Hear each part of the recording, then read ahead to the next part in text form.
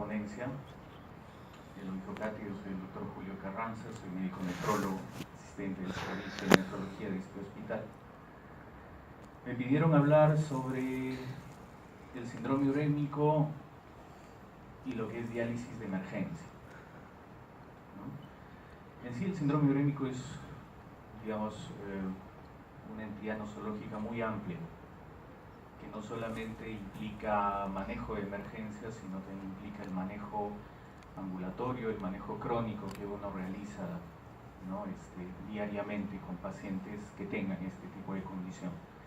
Lógicamente hay algunas manifestaciones dentro de este síndrome urémico que sí ameritarían un manejo de urgencia, y muchas de estas condiciones manejo con terapia dialítica, ¿no? Pero vamos a ir a recalcar algunos puntos importantes como para tener la idea muy clara de que, como siempre nosotros lo decimos, no todo es diálisis, ¿no? No entendamos que la diálisis es la panacea y es la solución a todos los problemas. Así como muchos procedimientos terapéuticos desde el punto de vista médico, quirúrgico, tiene sus indicaciones, también puede tener sus contraindicaciones, tiene riesgos, y eso es algo que siempre uno tiene que informar, ¿no?, a la familia. Uno tiene que tener en cuenta siempre eso para que, digamos, en algunas situaciones que se dan, no nos presionen y hasta obliguen a querer dializar a un paciente que, según la evaluación nuestra, o no tiene una indicación clara, o tiene una contraindicación, o los riesgos sobrepasan el beneficio que se le podría ofrecer al paciente con estas terapias. Siguiente. Bueno, la agenda a tratar, dos puntos importantes: por un lado lo que es el síndrome urémico y por otro lado lo que son diálisis de emergencia. En el síndrome urémico, bueno, vamos a tratar de definir qué es el síndrome urémico, ¿no? Porque siempre hablamos de síndrome urémico, uremia, ¿no? El paciente está urémico, pero a veces cuando uno pregunta ¿y qué es el síndrome urémico?, hay mucha gente que digamos, tiene la dificultad para tratar de definirlo o entender claramente a qué nos referimos. Y eso lleva a que muchas veces confundamos síndrome urémico o uremia con urea elevada, y eso no es así. Vamos a hablar un poco de la sintomatología, de la fisiopatología de la uremia, que es bastante compleja, ¿no? Luego vamos a hablar, sí, de lo que es la diálisis de emergencia, cuáles son las indicaciones, ¿no?, en qué casos se pueden plantear realizarla, cuáles son las contraindicaciones, qué riesgos conlleva la terapia dialítica, ¿no?, y todos los procedimientos adjuntos a esta, y al final un caso clínico así cortito, ¿no?, de la práctica diaria que nosotros tenemos. Incluso es un caso que nosotros hemos tenido recientemente acá en el hospital, ¿no?, donde vamos a ver algunos puntos importantes que siempre tenemos que tener en cuenta. Bueno, ¿cómo definimos el síndrome urémico? En realidad es un cuadro clínico, ¿no? Entonces quitémonos de la cabeza en plantear que el síndrome urémico está basado en exámenes de laboratorio, ¿no? Como la gran mayoría de patologías que uno lleva, vemos bastantes alumnos, no sé en qué años estén, pero uno siempre tiene que entender que todo parte de la parte clínica, todo parte de la clínica, de mi historia clínica, de mi anamnesis, de mi examen físico. Después de eso pueden venir los exámenes de laboratorio. Como se los menciono muchas veces a mis alumnos, uno hace el diagnóstico de un síndrome urémico sin necesidad de hacer exámenes de laboratorio. No se necesitan muchas veces. Entonces es un cuadro clínico y se producido por la acumulación en el cuerpo de sustancias tóxicas, ¿no?, tengamos en cuenta esa palabra, sustancias tóxicas, que normalmente son eliminadas por el riñón. La sintomatología es conocida ya hace mucho tiempo, ¿no? Desde 1827, 1847 ya se describe, ¿no?, la uremia, el síndrome urémico, ya se tenía una idea y también ya se conocían las manifestaciones que pueden ser generadas. Pero el conocimiento actual nos ha ido, digamos, esclareciendo un poco el origen de este síndrome, la estructura química, la composición de todas esas sustancias endógenas tóxicas que pueden generar el síndrome urémico. Y sí es cierto que al inicio todo se le atribuía a la urea, por eso escriben síndrome urémico o uremia, ¿no? Porque digamos, la urea era la sustancia endógena tóxica que digamos, se podía medir y que incluso se utilizaba mucho antes que la creatinina para valorar la función renal. Se le empezó a dar esta terminología, pero actualmente sabemos que no es el único responsable y probablemente no sea de todas las sustancias tóxicas no sea la más importante, pero el término se sigue utilizando, ¿no? Pero a pesar de que se ha avanzado bastante en este conocimiento, todavía hay mucho por conocer, todavía hay muchos puntos que no están totalmente esclarecidos. Bueno, ¿qué es una toxina, no? Una toxina es un compuesto desde el punto de vista nefrológico, es un compuesto que se acumula y causa anormalidades bioquímicas, fisiológicas en pacientes con enfermedad renal. ¿Qué criterios se plantean que serían importantes para poder definir una toxina urémica? Que la identidad química y la cantidad de los fluidos biológicos, en los fluidos biológicos debe conocerse. Actualmente ya se conocen de la gran mayoría. Debe exceder su concentración en relación a sujetos que no sean urémicos. Y que su concentración debe correlacionar con los síntomas urémicos y los síntomas deben desaparecer al disminuir su concentración. Eso sería un criterio ideal para una toxina urémica. Pero, por ejemplo, la urea, que es la más conocida, no necesariamente cumple con el tercer criterio. Como dice ahí, su concentración debe correlacionar con los síntomas urémicos. Ya en la práctica uno ve que uno puede tener un paciente con un nivel muy alto de urea y no tener mayor manifestación. Así como puedo tener un paciente con un valor de laboratorio de una urea no tan elevada y tener una sintomatología urémica muy marcada. Eso fue lo que poco a poco hizo darnos cuenta de que la urea no era la única toxina que podría estar generando todas estas manifestaciones. Las manifestaciones clínicas, lógicamente, de un síndrome urémico serán el resultado de una falla renal avanzada. Una falla renal avanzada que podría ser generada por una injuria renal aguda, como podría ser generada por una enfermedad renal crónica. Es decir, una injuria renal aguda en categoría falla, según los criterios Rifle y según el criterio Sakin, sería un Akin 3, ¿no? En ese estadio es que uno podría encontrar manifestaciones urémicas. Y en el caso de una enfermedad renal crónica, sería una enfermedad renal crónica avanzada. Y hablamos de una enfermedad renal crónica avanzada al grado 4 y grado 5 de enfermedad renal crónica. Lógicamente alguien podrá decir, quizás doctor, yo he leído que sí pueden darse algunas manifestaciones urémicas sutiles desde estadios más tempranos de la enfermedad renal crónica. Sí, pero son manifestaciones tan sutiles que muchas veces pasan desapercibidas. Pero en el grado 4 y de manera ya más manifiesta en el grado 5 es donde vamos a ver el síndrome urémico. Y eso va a generar lógicamente que se dé una compleja y amplia sintomatología, ¿no? No es una sintomatología muy específica, no es una sintomatología que tenga que ver solamente con el riñón, sino es una sintomatología sistémica. Miren todo lo que puede dar, ¿no? Puede dar manifestaciones neurológicas, manifestaciones musculares, manifestaciones o alteraciones endocrinológicas, metabólicas y de otra índole, ¿no? Miren todo lo que puede generar: fatiga, neuropatía periférica, ¿no? Disminución de la agudeza mental, convulsiones, anorexia, náuseas, alteraciones del sentido del olfato, del gusto, calambres, el famoso síndrome de piernas inquietas, que no lo vemos actualmente con mucha frecuencia, porque quizás con el advenimiento de la terapia dialítica, como que hemos ido cortando un poco la historia natural del síndrome urémico. Y muchas veces ya no vemos los casos muy extremos del síndrome urémico. Lo vemos muy de vez en cuando. La gran mayoría ya no lo vemos porque, vuelvo a repetir, la aparición de las terapias dialíticas, la cobertura ya de manera masiva de estas terapias en la población ha permitido, vuelvo a repetir, que ya no veamos los casos más severos y más avanzados de esta patología. Desórdenes del sueño también puede ser una manifestación de uremia o de síndrome urémico, ¿no? Amenorrea, disfunción sexual, hipotermia, alteración en los niveles de aminoácidos, alteraciones óseas, un gasto energético reducido, un incremento del catabolismo proteico.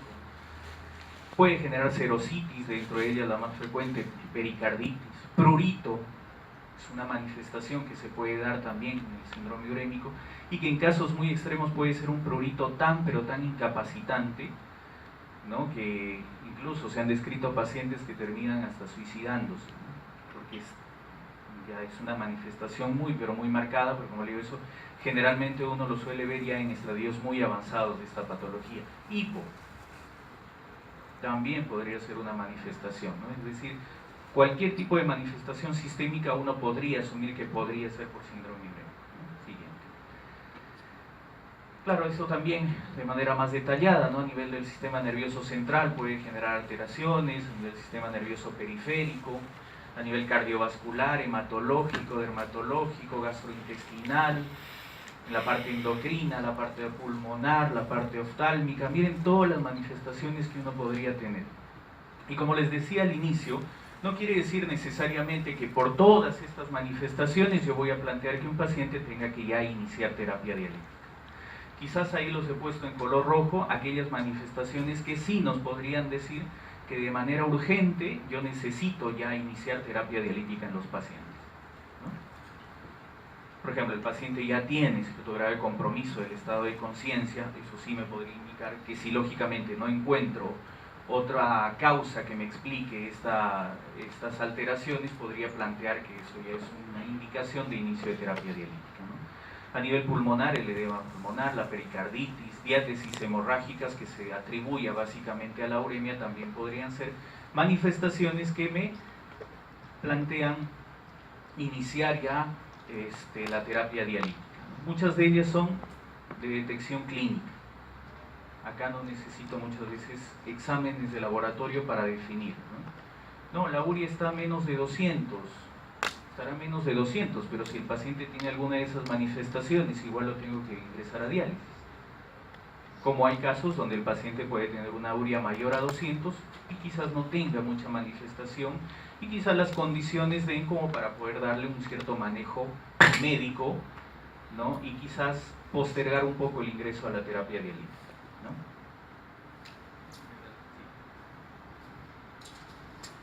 Entonces les decía al inicio que uremia no es igual que urea, ¿no? Urea elevada. Se han identificado en la actualidad ya más o menos 500 toxinas urémicas. Puede ser que falten identificar muchas más. Acá les dejo alguna, digamos, una lista de un grupo de ellas, que las subdividen, por ejemplo, en aquellos solutos solubles, no hidrosolubles, pero de pequeño tamaño, dentro de las cuales, por ejemplo, tenemos la urea, pero miren todas las que podemos tener. Tenemos también aquellos solutos que están unidos a proteínas, miren todo lo que tenemos, y ahí también en rojo están dos toxinas urémicas muy importantes, ¿no? El indoxil sulfato y el pecresol sulfato, que son dos toxinas urémicas que actualmente se le está dando mucha importancia, fundamentalmente en el tema que se habla actualmente, que es el eje intestino-riñón, ya que estas dos toxinas urémicas se producen a nivel gastrointestinal, ¿no? Y generan una serie de alteraciones cardiovasculares y también en algunos casos neurológicas en los pacientes con falla renal, ¿no? Luego también tenemos moléculas de mediano tamaño, que lógicamente son moléculas que son más difíciles que nosotros lo podamos digamos, aclarar del organismo con las terapias dialíticas convencionales con las que contamos.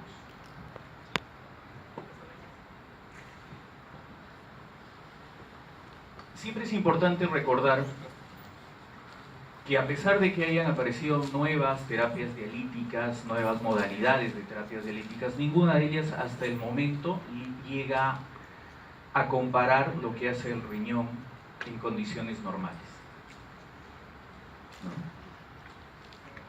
La primera imagen nos muestra un comparativo entre lo que es, digamos, la filtración que se logra a través de la membrana basal glomerular y dos tipos de terapias dialíticas, ¿no? Digámoslo así, la que está más cerca a la curva de la barrera glomerular son terapias de alto flujo, son terapias que permiten la remoción de moléculas más grandes, pero a pesar de que haya mejorado esa parte, no logra todavía, digamos, equiparar a lo que hace el riñón en condiciones normales.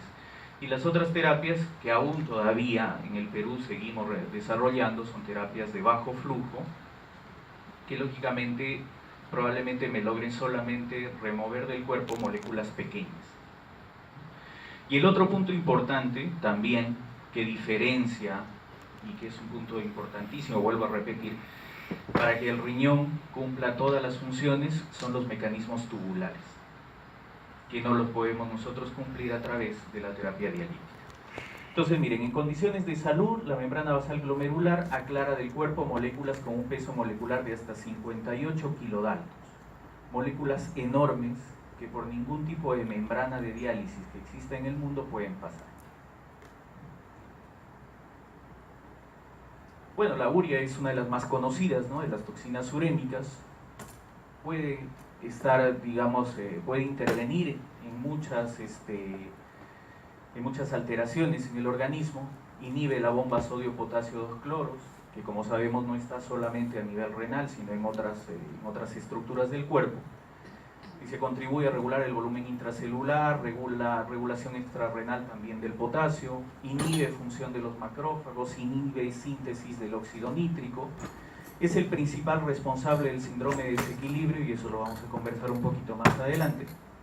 Es precursora de algunas guanidinas, como el ácido guanidino succínico, que también es una toxina urémica, y su efecto tóxico es contrarrestado por retención de metilamina. ¿Qué más sabemos de la urea? Que su toxicidad parece ser baja en relación a la toxicidad que pueden tener otro tipo de toxinas urémicas. Y que es un marcador de adecuación en diálisis, sí, lo seguimos utilizando nosotros para valorar la eficacia o la eficiencia de las diálisis, pero lógicamente ya se conoce actualmente que quizás no sea el mejor parámetro para poder valorar. Sí. Las guanidinas son derivados del metabolismo de la arginina, poseen efecto tanto anti como proinflamatorio dependiendo de las condiciones. Y se suprimen actividades de linfocitos, por eso es que hay muchos de estas toxinas urémicas que bloquean el sistema inmunológico, por eso ya de manera per se, la enfermedad renal crónica sobre todo genera un estado de inmunodepresión en los pacientes, ¿no?, el solo hecho de tener enfermedad renal crónica. Pueden inducir convulsiones, ¿no?, y coma, cuando se han hecho estudios, lógicamente administrando este tipo de toxinas en animales, y que se plantea que podría ser que tengan mucho que ver con la sintomatología neurológica que tienen los pacientes con síndrome urémico. No es la urea, necesariamente. Provocan daños estructurales de las proteínas, ¿no?, participan en el catabolismo proteico acelerado que tienen estos pacientes, ¿no? ¿Qué tiene que ver con el óxido nítrico? La arginina estimula también la producción de óxido nítrico. Las guanidinas inhiben su síntesis, resultando en vasoconstricción, mayor hipertensión arterial sistémica, disfunción inmunológica y también alteraciones neurológicas, ¿no? Uno de esos compuestos guanidínicos, el lambda, ¿no?, que es el ácido dimetil asimétrico, es el principal agente que inhibe la síntesis del óxido nítrico, y que la diferencia que, por ejemplo, con la urea es que este tipo de solutos tóxicos son poco dializables a través de las membranas y a través de las técnicas que tenemos actualmente, ¿no? Lo que dice que sugieren que puedan tener una distribución pluricompartimental, es decir, una distribución más compleja dentro del organismo. Los oxalatos también están elevados en pacientes con insuficiencia renal, aumentan principalmente, como dice ahí, por dietas excesivas, por enfermedad inflamatoria intestinal, promueven el depósito de oxalatos de calcio en los tejidos, ¿no?, tienen una remoción, una cinética muy parecida a la urea, ¿no?, en la diálisis, y la piridoxina disminuye su concentración en pacientes que están en terapia de reemplazo renal, ¿no? Por eso es uno de los motivos por los cuales a los pacientes, sobre todo crónicos, ¿no?, con falla renal, muchas veces les indicamos este tipo de medicamentos, ¿no?, que a veces algunos dicen, ¿por qué le indicarán piridoxina? ¿Por qué les darán ácido fólico? ¿Por qué les darán tiamina a los pacientes?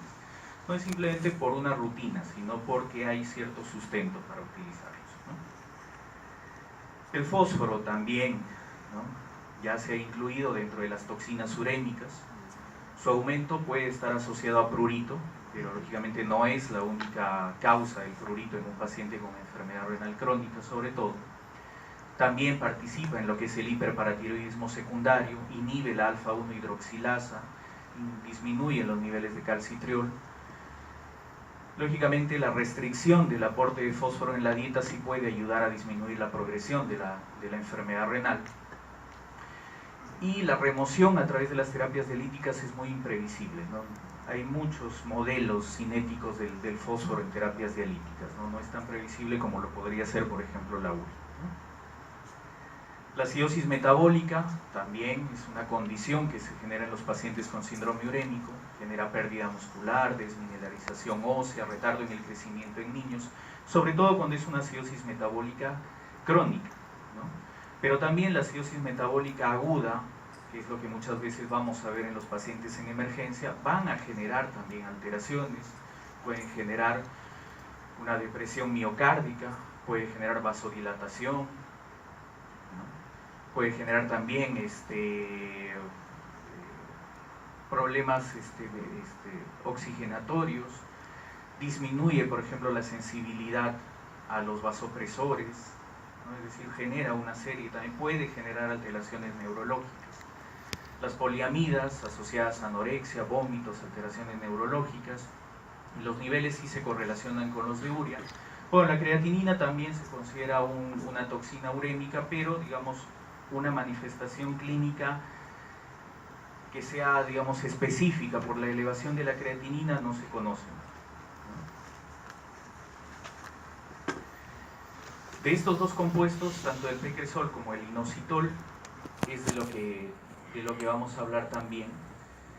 Dice, tiene una fácil penetrancia intracelular y eso es lo que muchas veces nos dificulta para que nosotros con las terapias dialíticas logremos remover del cuerpo de manera eficiente, ya que al ingresar a la célula nos dificulta, nos limita, ya que nosotros lo que hacemos es el intercambio de solutos del extracelular, básicamente en terapias dialíticas, ¿no? Es una toxina lipofílica, difícil de remover, producida por el metabolismo de la tirosina y fenilalanina por bacterias intestinales.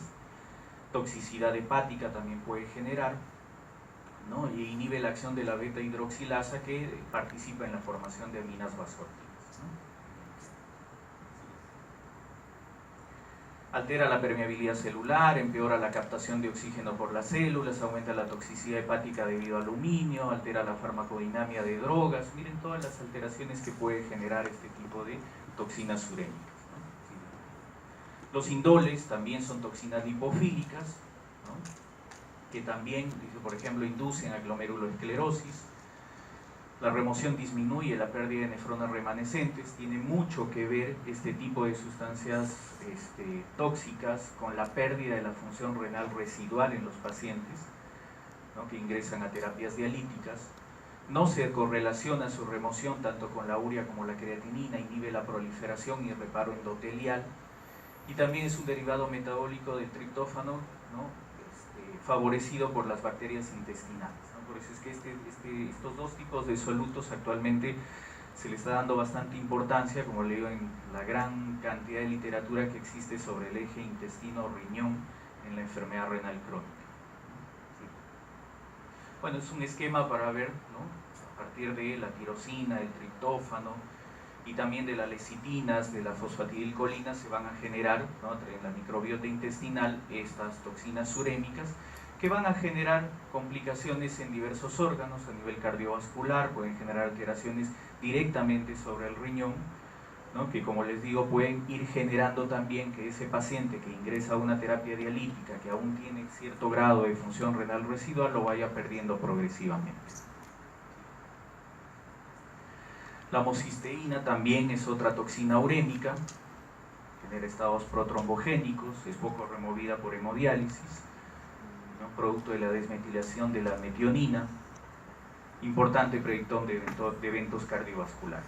Siguiente, vamos a avanzar, ya nos gana el tiempo. Esta es otra toxina urémica que también se ha ido, por ejemplo, se asocia a alteraciones del metabolismo de las hormonas tiroideas, también participa este tipo de toxina urémica. Hay moléculas medianas, ¿no?, que no se han logrado todavía definir claramente. Lo que se sabe hasta la actualidad es el tamaño molecular que tienen y que también lógicamente participan en diferentes tipos de eventos o de alteraciones, ¿no?